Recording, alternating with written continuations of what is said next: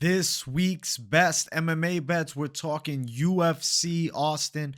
I'm going to give you guys my lock of the week, my most confident picks on the card, favorite underdogs, props slash value bets, and then finish it out with the parlays. So make sure you guys smash that like button. If you're new to the channel, subscribe, turn the post notifications on, and make sure to share the video as well. Last UFC card, Allen versus Craig in the main event. Jose Johnson, the lock, got me back on track. I had a nice 9-week win streak. Unfortunately, was halted with a draw and then followed up with a loss. But now, back on track again. 10-1-1 in the past 12. I'm feeling pretty good about it. And I'm really looking forward to this week's lock, especially because it's an underdog. So without further ado, the lock of the week. Kelvin Gastelum!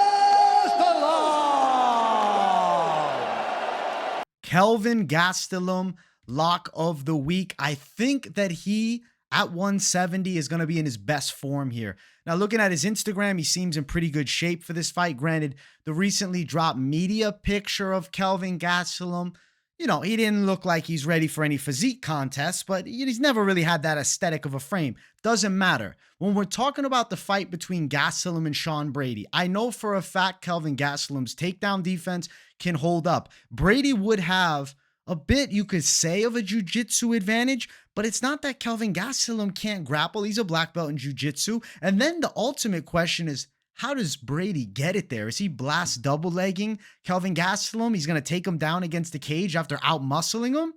I don't think that's an easy task, not just for the fact that Gastelum has good takedown defense, but also for the fact that he's got good hands. Kelvin Gastelum has knockout power, southpaw, smooth with his boxing. I feel like he could end up knocking Sean Brady out. Now, the line for Kelvin Gastelum, he's at the underdog tag right now. Plus 115 dog, Gastelum. Love him as an underdog. Love throwing an underdog as the lock, which I don't always do, but this week I felt it strong with KG. Decision is plus 310. I just put it on the screen because I thought the line was, a little wide for it because I can see Kelvin Gastelum outworking Sean Brady over the 3 rounds. Now, we know Sean Brady's last fight, Bilal knocked him out. He got caught up on the feet with Bilal. I think Gastelum's a better boxer than Bilal. So a Gastelum knockout at plus 275 makes a lot of sense. I think both of those methods of victory are live there. The fact that Gastelum maybe plays it more on the cautious side is something I could see. Not over exerting himself for the knockout and potentially even engaging in grappling on Sean Brady, specifically in the clinch, and having success there.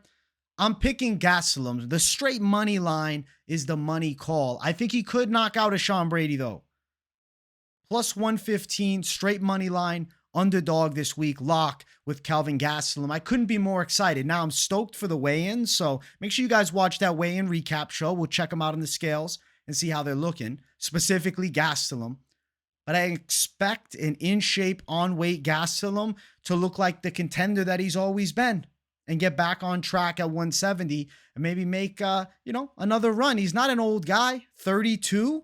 Sean Brady's 31. Gastelum's fought everybody, and he's only a year older than Sean Brady, who, we kind of consider a prospect. Gastelum for the win. Plus 115, underdog lock. That is my lock section. Now we got to talk the most confident picks on the card. Now, I'll bring them up all on screen. I'll quickly cruise through them all, and then we'll go in depth about each one. So Punahele Soriano, almost said Sean Soriano. Kind of thinking of Sean Strickland, though, training partner of Punahele Soriano, who's had a lot of bad things to say about Dustin Stoltzfus's UFC skill set and actual level. And that matchup, I think, really favors Soriano. So obviously him. Melquizael Costa over Steve Garcia. I like him a lot. And then we got up-and-coming guy Zach Reese over Cody Brundage, who could easily be 0-4 in the last 4-fight losing streak. And then we have Rodolfo Bellato, minus 400. So let me go more in-depth with each one. So Punahele Soriano, he was a big favorite earlier in the week, around minus 240, minus 250. He swelled to minus 300 now. And I considered picking him as the lock this week. I won't lie to you guys because of my confidence level. But the Gastelum line called my name at the plus money tag, and confidence level and likelihood seem there. But Soriano, you could consider a lock. If he doesn't beat Dustin Stoltzfus, the UFC career is over. You look at two of his last three losses, or really two of his only three losses. He only got three losses for Soriano. Roman Kopylov, who turned out to be a nightmare. Kickboxing specialist. He's epic on the feet. Brendan Allen, who's a legit ranked contender who just destroyed Paul Craig. Not bad losses there. And then the loss that was bad was the Nick Maximov split decision. But Maximov just pressure grappled him the whole night. Not what Stoltzfus is going to do. Stoltzfus, I believe, is going to be caught up on the feet. And Soriano is going to knock him out. Plus 120 for a Soriano knockout. I'm calling a KO. I think that he does sleep Stoltzfus. Now, I looked at the over and I wasn't intrigued too much at minus 155 because Soriano does have the stopping power where he could get the fight done in that first round. The under is plus 125. I think if you're chasing props that you don't want to just go money line at minus 300, that KO at plus 120 makes a lot of sense to me here with the fight with Dustin Stoltzfus getting knocked out. It seems sensible. It seems likely, I'll say. Punahele Soriano at minus 300 is definitely going to hit. Could he win a decision? Maybe, but I'll say he gets a knockout. Now, the next one is Melquizael Costa, who's minus 250 here, with Steve Garcia at plus 210. I think Costa is live to win this fight by knockout. The KO prop is plus 200. And this fight going over 1.5, which I wrote risky. I think it's a little risky at minus 135. Has high possibility, though. I think this fight heads more into the later stage of the second round and even into the third. And that's where I could see Melquizael Costa getting the knockout. Now, if it's in the early first round, Costa, really unloads and then Garcia comes a bit wild and gets sniped out, well, it would be unfortunate. It is what it is. So the most confidence is going to be on Costa straight. Now, he is minus 250, so he's a bit on the wider side as a favorite here, but this is, kind of what you expect sometimes with this section because it's the most confident favorites on the card. And then, next segment, we'll get into that plus money. Nonetheless, I think Costa should win by knockout. Garcia got dropped by Shailan Nordenbeke. Mahashate knocked him out in one punch. He's a heavy-handed guy for sure, but he is hittable. And I think that Costa's technically superior by pretty fair margin. Next one is Zach Reese over Cody Brundage. He's a minus 230 favorite right now with a submission prop at plus 215. I do think Reese's jiu-jitsu game can come in handy in this fight, especially his length. I could see him touching Brundage on the feet. Listen, Brundage could easily be 0-4 in those last four, but he does have, a disqualification win over Jacob Malhoun in a fight that he was getting destroyed in. I look at Zach Reese and I think, okay, he's a Texas native. This fight is built for him. They're giving him an extremely winnable matchup against Cody Brundage. Zach Reese should put it together in Texas, at home. Come on. UFC Austin, he's not going to get it done? Yes, he is. Minus 230 for Zach Reese. I think he hits submission plus 215. I think we're finishing inside of the distance. It's minus 550. That sucks. You're not touching it. Under 1.5 is minus 205. I think it probably goes under 1.5, but I don't think I want to risk it at minus 205 because if Brundage is to have success in this fight, I think it's smothering the jiu-jitsu of Reese and end up landing takedowns for Brundage, and he could work from top, which then it would kind of bring you more into that over 1.5 mindset. Nonetheless, though, Reese to get the win, minus 230, I think submission. I think he'll avoid Brundage's overhand. I think Reese could touch up Brundage in the striking, and if they go to the floor, Reese by submission is so live here. So Reese for the win. And the final of the most confident picks, Rodolfo Bilato. Listen, maybe I got a vendetta against Poteria for knocking out Shogun. I do. I won't lie, I do. But I think Bilato destroys him for the Brazilian legacy. For Shogun, this is straight revenge right here, all right? And I think Bilato by submission is very live. Sub for Bilato, it's at the plus 250 mark. And I think his hands could do damage here and he could hurt Poteria on the feet. But I think a club and sub is quite possible here, or just striking, setting up the grappling exchanges is then success for the side of Bilato. Now, you're not touching money line straight. He's minus 400. So it's a parlay piece. But Bilato's going to win. He should destroy Poteria. Like, sure, Poteria's got some okay hooks, and Bilato has 2 KO losses. but both of them are to Vitor Petrino, who would send Poteria's head outside of the cage if they faced off. So, not horrible losses. Bellato submission. I think he's still a good prospect, and I'm excited to see him fight. The Brazilian dad. You know, if you've seen American Dad, he looks like the Brazilian dad with that chin. It's like a similar look. So, I don't know. Maybe they have like a spin-off based on him in the future if he really can market himself throughout the UFC. I don't know. Bellato for the win here. I do know, though, over Ihor Potieria, without a doubt for me. Now, let's talk the favorite underdogs. If you guys haven't yet, make sure you smash that like button. And if you're new, subscribe. I'm just going one by one on the favorite dogs. I got 3 of them here. So first, we'll bring up Joe Solecki. Joe to get it done. Plus 115. I'm seeing his lines moved a bit. Initially, when I had them written down here, it was at plus 100. Now he got plus 115. It's even nicer. I think that he can take down Drakkar Klose. I don't think Klose has this super slick stand-up game where he just annihilates Solecki on the feet. If Klose wins, I think he could catch Solecki with a wide punch, a Solecki who comes in a little stiff, and it would really, though, depend upon can Klose defend a consistent grappling attack. I think eventually Solecki will be successful with the takedowns, and I think he is live for a submission. Submission for Solecki is plus 275. I can see him getting that body triangle, locking up the neck of Drakkar Klose. Now, looking at Solecki to win by a decision, just to read it off, it's also plus 275. I like the submission more, though.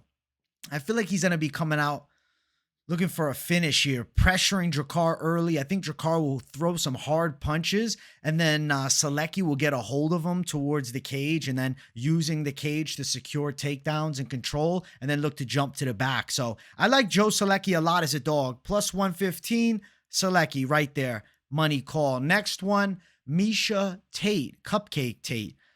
Listen, plus 120. I like her as an underdog. Now, I'm not telling you go bet the house on Miesha Tate at 39. Julia Avila, though, also hasn't like reached the highest heights. Actually, I think I'm wrong on Miesha Tate's age. I'm like 85% sure I just botched that, and she's actually 37. Let me double check. 37. Okay. So I gave her an extra 2 years, but it's not like Avila's all that much younger. And if you look at Miesha Tate's MMA heights, I mean, she's the former champ. She was a Strikeforce champ. She's fought Ronda Rousey, Holly Holm, recent fight with Ketlin Vieira where she went distance. And then I look at Julia Avila, who's 2-1 in the UFC, but like has been out for a long time, injury ridden, and just never lived up to that potential. And I feel like she's going to get out wrestled by Miesha Tate. Tate moving back up to 135. I like that for her. Plus 120 for Miesha Tate. I like the plus 120 tag. I think that line's pretty smooth. Now looking at over 2.5, minus 245. I think we're definitely going over with the ladies. Good chance of that. Decision win for Miesha Tate plus 190. I think that's quite possible as well. I think Tate will employ wrestling and find success with the takedown. So Miesha Tate, give me her. And then last but not least, with the favorite underdog section, I got Bobby Green, who I heard touched up one of Arman Tsarukyan's crew. I guess supposedly one of Tsarukyan's guys pulled up. Well, actually not one of them, but a few of them pulled up on Bobby Green, and Bobby socked one of them and claimed the guy was only acting tough when the crew was there and security. I don't know. More details to come on that. Hopefully nothing gets too serious because I want to see Bobby Green and Arman Tsarukyan fight their respective opponents on Saturday. And, you know, maybe down the line they can get it on themselves. Nonetheless, Bobby Green here, great underdog. Plus 170. I dug into Jalen Turner. He didn't want the fight. Go watch the Jackson podcast. He didn't look confident talking to Rampage and his boy. Took the fight, recognized it was a big opportunity. As claims he almost felt forced into this spot. And this is a Jalen Turner who missed weight to fight Dan Hooker on a full camp. Now he's coming in on 2 weeks, less than 2 weeks notice to fight against Bobby Green. I think Bobby Green's going to have the gas tank later in the fight. I think the hands will fly for Bobby Green. I think he's live for a knockout. I put the submission line on the screen just for a bit of hype, but ultimately the odds of him getting a sub are on the lower side. I know Dan Hooker had that fully locked in rear naked choke though. At the end of the second round, Bobby Green did tap out Tony Ferguson. It's a real shot in the dark Hail Mary, but I see a tiny bit of light. Plus 1,400 for that sub prop. KO prop for Bobby Green, plus 475. I think both of these are possible methods of victory, but realistically, him getting it done on the cards seems pretty viable, right? Looking at Bobby Green winning the second and third round, decision for Green is plus 400. So now I'm like listing off every prop. And when I'm listing off every prop, that just tells me to tell you the money line is the side to throw down on, okay? Plus 170 for Bobby Green. Touch the money line. If you need to Hail Mary it up, you got the sub at plus 1400. Maybe he gets a late KO, but Jalen Turner's not a chinny guy. I could see it's still a gas Jalen Turner surviving the 3. And then, decision win for the side of Bobby, plus 400. I don't love chasing props. If I have to say likelihood, I don't know. That decision makes sense, but I wouldn't chase it. That submission seems juicy, but the likelihood of it is on the vastly lower side. Bobby Green wins the fight, though. Plus 170, Bobby Green. I like the money line. I think he's a great underdog. I think he can win the second and third round and take out Jalen Turner here. So we're going Bobby Green as a favorite underdog. I feel like the one that I'm like most hyped about here, besides Kelvin Gastelum, to be 100% honest with you guys. Listen, we're not done just yet. All right. We got to talk about some props / value bets to consider. So prop, well, there's an over actually. Horth Hardy over 2.5 minus 280. It's definitely going to hit. And also Horth by a decision. What is that at? Plus 180. High likelihood of success. Both of those. Wellington Turman by a submission. Also something I'm considering here. Plus 250. Something worth mentioning. When you really want to hear about the props, though, tune into the weigh-in show, because I think my post weigh-in inklings are always pretty on point. At least they have been recently. And then Turman and Gooden under 2.5 rounds is plus 130. I think Turman is live to sub Gooden up in this fight. I mean, that's why I called the sub prop. But I like the under 2 at plus 130. Some interesting notes. The prop / value bet section. A decent little section this week, but I want to see the weigh-ins. I want to get a feel for everybody on the scale. And then I feel like I'll really have my eye on some type of props here. All right, parlay time. So we're going to parlay it up. I guess it's an early parlay, you can say. Who pulls it off for sure and gives me that ultimate success? So Punahele Soriano, I have to add him in the slate because I'm talking about if he doesn't win, we're cutting him from the UFC, bro. I'm putting a phone call in. And then if we also add something else in, this over in the Horth fight, which for some reason the over doesn't show up here, but it's at minus 280. So if I can just find a similar tag, I can get an estimation of what it's going to look like. There we go. Look at that. So it'd be minus 125 if you had Soriano in the Horth and Hardy over. Something to consider. I actually like that tag a lot. Now let's just go straight fighter. If we had Bellato, minus 152. You also had Melquizio Costa. And then you threw in with the underdog, Kelvin Gastelum, plus 388. And even Bobby Green, plus 1291. Riskier, for sure. But I actually think this thing could hit. And then this is the over for Horth Hardy. Ignore the Tsarukyan name. Plus 1788. That's a good little Hail Mary right there. Joe Selecki with a good chance to win. Selecki as an underdog thrown in with Gastelum too. And even the likes of Punahele Soriano to really add steam here. Plus 463. We just go straight dog savagery. Selecki, Gastelum, Green, Punahele Soriano, minus 305. Now, if we just sweep the most confident pick section, I know it won't be as exciting as everything else, but, I still think it could happen. Bellato and Soriano. What is that? So to sweep the most confident pick section, you're around plus 244. Actually, I can make it look better by clicking the minus 260, and now it's plus 259, but I won't do that. Plus 244, though. Around that range for all the most confident picks. Then if we have the lock, plus 605. We have the side of Joaquim Silva, a favorite. The over in the Horth and Hardy fight. Like I said, ignore the Tsarukyan tag. And then I throw underdog Selecki. I throw underdog. What else? We have plus 2,500 already, man. But if I threw Bobby Green, I got plus 7,310. I mean, it's not Out of this world, man. I'd be cautious with this one, but it's not out of this world. I don't think it's impossible to hit this. I know it's absolutely nuts, and I'm not telling you, yeah, go throw $100 at it, but this plus 16,000 tag I could see hitting. It's degenerate though, and a lot of you in the comments, you should say, AJ, I think you're becoming delusional with age, and maybe, but I don't know. I have a weird feeling about it. Nonetheless, the high confidence picks mixed with some of the underdogs or potentially an over definitely lead to some interesting parlays. I'm excited for the weigh-ins when I can see everybody on the scale, and then you guys know the weigh-in show parlays. That's the best. That's the best of the best. So make sure you guys tune into that. I hope you enjoyed this week's best MMA bets. I did. Make sure you smash that like button. If you're new to the channel, subscribe.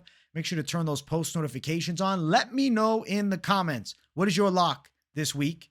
I want to see what the people are thinking. If you have nothing to say in the comments, but you just enjoy the content, as always, drop a W in the chat to boost the algorithm for your boy. Make sure the post notifications are turned on, and don't just put them on personalized. Put them on all so you don't miss a video. Late Night Live going down tomorrow, and I want you to get a notification for it. Thursday, the Late Night Live, bringing the heat, breaking down the card live, and Q&A-ing it up with the people. So I'm really looking forward to that. Much love, everybody. I appreciate you all for watching and tuning in, and I will see you all in the next one. Peace, guys.